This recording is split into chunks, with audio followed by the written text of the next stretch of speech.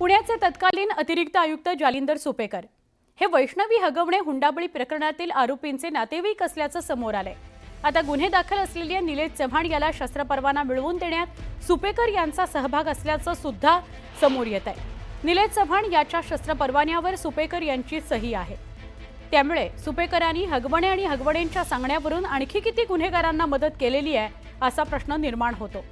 वैष्णवी हगवणेचं बाळ ताब्यात ठेवून ते परत देण्याच्या वेळी निलेश चव्हाणनं पिस्तुलानं कसपटे कुटुंबियांना धाक दाखवला होता। निलेश चव्हाण हा शशांक हगवणे आणि कश्मीरा हगवणे ही यांचा मित्र आहे। या निलेश चव्हाणवरही बायकोच्या छळाचा आरोप आहे। त्याच्या पत्नीनं ही त्याच्या विरोधात वारजे पोलीस ठाण्यात बलात्काराची तक्रार जून 2022 मध्ये केली होती। हिंजवडी आणि तळेगाव पोलीस ठाण्यात त्याच्यावर गुन्हे दाखल आहेत। असं असताना सुद्धा त्याला नोव्हेंबर 2022 मध्ये पुणे पोलिसांनी शस्त्र परवाना दिला। हा परवाना देताना त्यावर सही आहे अतिरिक्त आयुक्त जालिंदर सुपेकर यांची। त्यामुळे सुपेकर यांच्यावरही प्रश्नचिन्ह उपस्थित होत आहे। ह्याच मुलाचे मामा हे आयजी जालिंदर सुपेकर जे होते, या सुपेकरांनी त्यांना कळत नकळत मदत केली की नाही याची सुद्धा चौकशी झाली पाहिजे। कारण मी सुपेकरांचे सगळे डिटेल्स काढले। 500 कोटीचा स्कॅम त्यांनी केला होता खरेदीमध्ये, जेलमध्ये लागणाऱ्या गोष्टींच्या खरेदीमध्ये, असा त्यांच्यावर आरोप झाल्यानंतर अगदी जानेवारी 2025 मध्ये त्याच्यावर चौकशीचे आदेश झाले होते। ती समिती सुद्धा स्थापन झाली, त्याचं मी ट्विट केलं।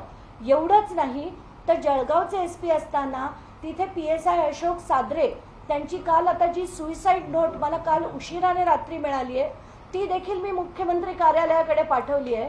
त्याच्यात सरळ सरळ त्यांचा मृत्यू मला आत्महत्येस भाग पाडणारे जालिंदर सुपेकर होते असं दिसतंय।